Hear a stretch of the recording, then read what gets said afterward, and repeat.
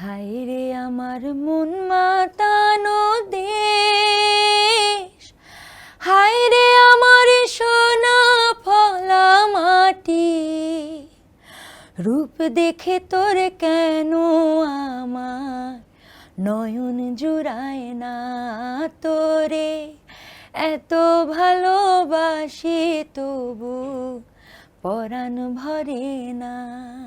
না, আমার পুরো লাইফের সব কিছুর জন্য আমি আমাকেই ক্রেডিট দেই, দোষ দেই সব কিছু। আমি খুব হিংসুটে টাইপের। ছোটোবেলায় আমার বেস্ট ফ্রেন্ড ছিল, ও আর আমি, ও ফার্স্ট হতো নাহলে আমি সেকেন্ড হতাম, আর আমি ফার্স্ট হতাম নাহলে ও সেকেন্ড হতো। আমরা বেস্ট ফ্রেন্ড কিন্তু তুমুল কম্পিটিটর দুইজন। আমার অবদান ছিল সবচেয়ে বেশি। মানে অ্যাওয়ার্ড ফাংশনগুলোতে মানুষ বলে অমুকের নাম তমুকের নাম, আপনি কি নির্দ্বিধায় নিজের নাম বলে দিচ্ছেন? না, আমার পুরো লাইফের সব কিছুর জন্য আমি আমাকেই ক্রেডিট দেই, দোষ দেই সব কিছু। আর এরপরে আমার আম্মু আমার সব পাগলামি বা আমি যাই ডিসিশন নেই সে আমাকে সবসময় সাপোর্ট করে। এরপর আমার ছোট বোন, সো আমার লাইফে একেবারে অক্সিজেন। ওকে, নিজেকে এত বড় ক্রেডিট দিলেন কেন? নিজের জন্য নিজে কি কি করেছেন? নিজের জন্যই তো আমি সব করেছি। যেমন আমি যে গান শিখতে চাই, এটা তো আমার আম্মু আমাকে নিয়ে যায় নাই, ভর্তি করে দেয় নাই যে চলো তোমাকে গান শিখাই। আমি খুব হিংসুটে টাইপের। আমার ছোটবেলায় আমার বেস্ট ফ্রেন্ড ছিল লিপা, ও আর আমি, ও ফার্স্ট হতো নাহলে আমি সেকেন্ড হতাম, আর আমি ফার্স্ট হতাম নাহলে ও সেকেন্ড হতো। আমরা বেস্ট ফ্রেন্ড কিন্তু তুমুল কম্পিটিটর দুইজন। তো ও যেটা করবে মানে আমাকে জানাবে না, ও আগে আগে কিছু একটা শিখে ফেলবে। আমি আবার কোরআন শরীফ ওর আগে শিখে ফেলেছি। ওইটা জানার পরে ও পাগল হয়ে গেছে, হ্যাঁ ও তো এটা শিখছে, আমার তো এটা শিখতে হবে। আমি আবার জানলাম ও গান শিখতেছে, তার মানে আমারও তো গান শিখতে হবে। আসলে গানের প্রতি প্রেম আসছে আমার গানের ঢোকার পরে। আমি প্রেমে পড়ে যাই, গানটা শিখতে যাইনি, আমি হিংসা করে গান শিখতে গেছি। গান শিখতে যাওয়ার পরে আমি বেশি মানে ইনভলভ হয়ে গেলাম, এবং আমাদের একই টিচার ছিলেন, কিন্তু টিচার বললেন যে মানে আমার মধ্যে সে হয়তো ওইটা পোটেনশিয়ালটা বেশি দেখতে পেলো যে না আমার দিয়ে হবে। আর সো আমি আম্মুকে কান্নাকাটি করছি, আমার গান শিখতে হবে, আমাকে নিয়ে যাও। তারপর শিশু একাডেমিতে ভর্তি করে দিল। তখন তো নারায়ণগঞ্জ থেকে আসা যাওয়া ছিল। ও মাই গড। না, শিশু একাডেমি নারায়ণগঞ্জেও আছে। ও আচ্ছা, আমি নারায়ণগঞ্জ শিশু একাডেমিতেই শিখি। আমার প্রথম যার কাছে হাতে করি উনি হচ্ছে লিজা, সাইমা সুলতানের লিজা। আর তারপরে ওখানে কোর্সটা শেষ করলাম। তারপর আমি নাদ, এরপরে 4 বছর আমি ওখানে ক্লাস করি। নাদে আমি অনেকদিন উচ্চাঙ্গ সঙ্গীতের চর্চা করলাম। আমার ওখানে টিচার ছিলেন সুবীর চক্রবর্তী এবং ঋতুপর্ণা চক্রবর্তী।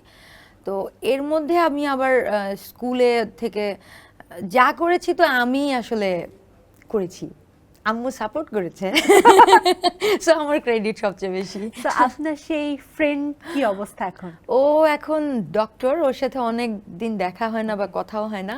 আমি জানি যে ও এখন ডক্টর হতে হবে না। না, এখন আমার এটা ভালো লেগেছে। আর এটা ডক্টর হওয়ার মতো এত পেশেন্স আমার নাই, ওটা অনেক টাফ। ওকে, এখন আর তাহলে আর আপনি হিংসুটটা নেই? না, ওটা ছোটবেলায় ছিল। আসলে আমার হিংসা একদম চলে গেছে, আমার কিছুতে হিংসা হয় না এখন। কিছুতে হিংসা হয় না। ওকে, এটার প্রমাণ নিচ্ছি একটু পরে। কিন্তু তার আগে একটা জিনিস জানতে চাই, জীবনের প্রথম গান কোনটা গেয়েছিলেন সেটা মনে আছে? প্রথম গান গেয়েছিলাম হায়রে আমার মন মাতানো দেশ, একটা দেশের গান, একটা কম্পিটিশনে।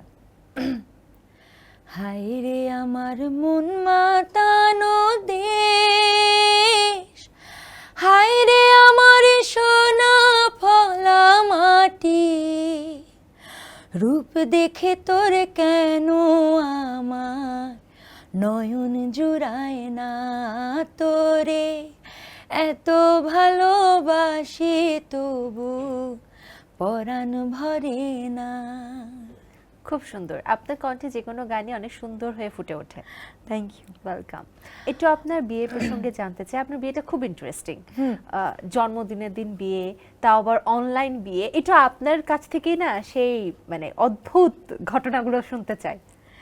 আমার লাইফটা খুব ইন্টারেস্টিং। আমি হুট করেই আমার হাজবেন্ড, ও আমার অনেক বছর, আমাদের 7 বছর পরিচয়, আমাদের কোনো প্রেম ট্রেম কিছুই ছিল না, পরিচয়টা আমাদের হয়েছিল কিভাবে? একটা প্রোগ্রামেই পরিচয় হয়েছিল।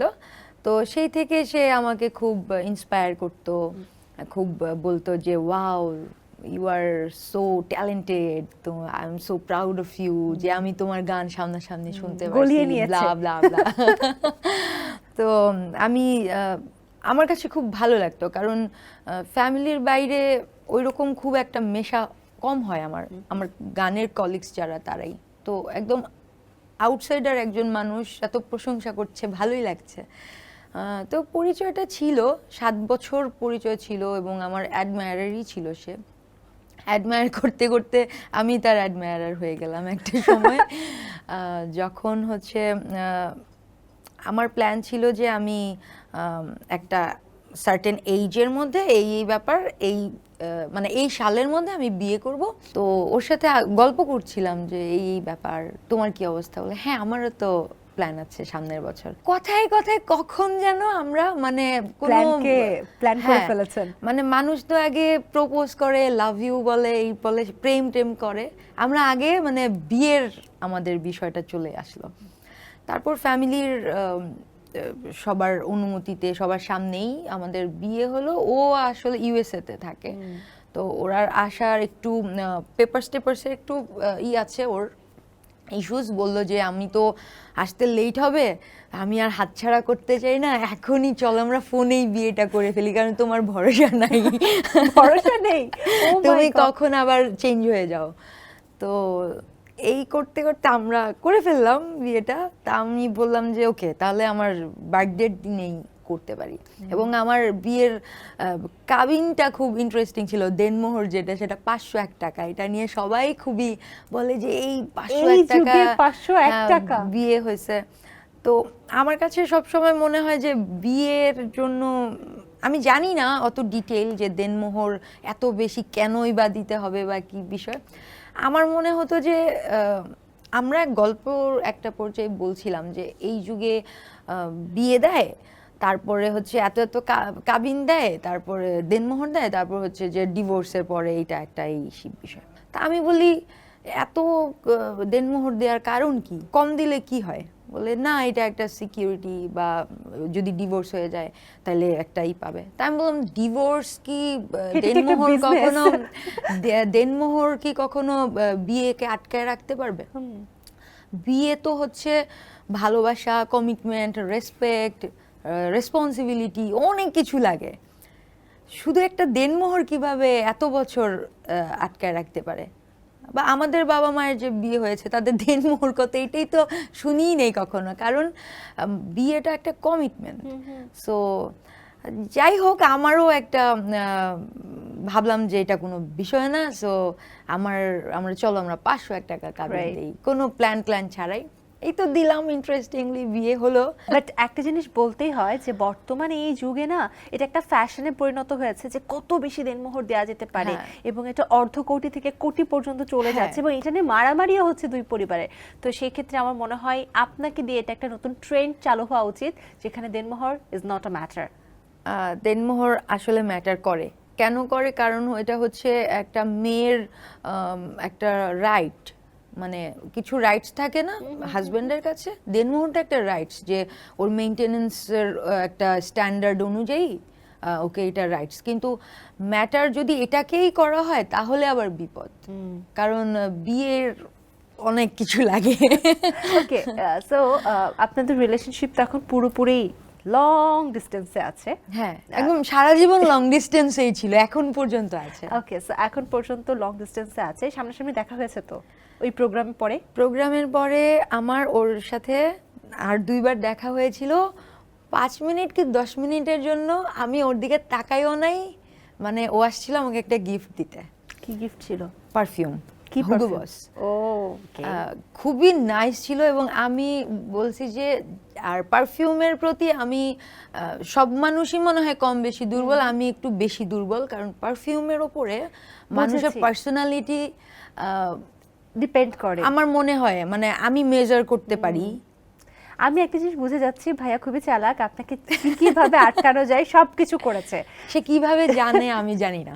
বাই দ্য ওয়ে, এই লং ডিস্টেন্স রিলেশনশিপটা কেমন লাগে? কারণ এখনকার যুগে দেখা যাচ্ছে আমাদের চেয়ে অনেক কম এই যে ছেলে মেয়েরা ডিস্টেন্সই নিতে পারে না, সেখানে আপনি তো লং ডিস্টেন্সে, কেমন লাগছে? এখনো যেহেতু কখনো একসাথে থাকা হয়নি, তো এই কারণে আসলে লং ডিস্টেন্স বা শর্ট ডিস্টেন্স ওইটা ফিল করা যাচ্ছে না ঠিক মতো। মানে মনে হচ্ছে যে এখনো প্রেমই করছি এরকম মনে হচ্ছে। আপনার আবারও মিউজিক ইন্ডাস্ট্রি নিয়ে চলে আসি। আমরা সিন্ডিকেট শব্দটা অনেক বেশি শুনে থাকি, তো এই ইন্ডাস্ট্রিতে কি সিন্ডিকেট আছে? অনেকে অনেকভাবে বলে ওয়ার্ডটা, সিন্ডিকেট বলবো না, এটা আসলে সবারই একটা গ্রুপ থাকে, তাই না? লাইক এক একজনের এক একটা পছন্দের একটা মনের মিল। হ্যাঁ মানুষ থাকতে পারে, তাদের সাথে তারা রেগুলার কাজ করতে পারে, তাদের সাথে অনেকভাবে এটা হতে পারে। এটা না খারাপ কিছু না আসলে। এটা অনেকে বলে যে সিন্ডিকেটের জন্য আমরা করতে পারছি না। আমি বিশ্বাস করি যে আমার ভয়েসটাই তো আমার টুলস এখানে যুদ্ধ করার জন্য। তো যদি এই ভয়েসটা ওই গানের জন্য লাগে বা ওই কাজের জন্য লাগে, আর সে যদি ওই বোধটা থাকে যে এই ভয়েসটা আমি লাগাবো কাজে, আর আমার কিসমতে থাকে, তাইলে আমি কাজটা পাবো। কোনো সিন্ডিকেটের জন্য আসলে কাজের কোনো ক্ষতি হয় না। আসলে পুরোপুরি আপনি হিংসা ছেড়ে দিয়েছেন জীবন থেকে।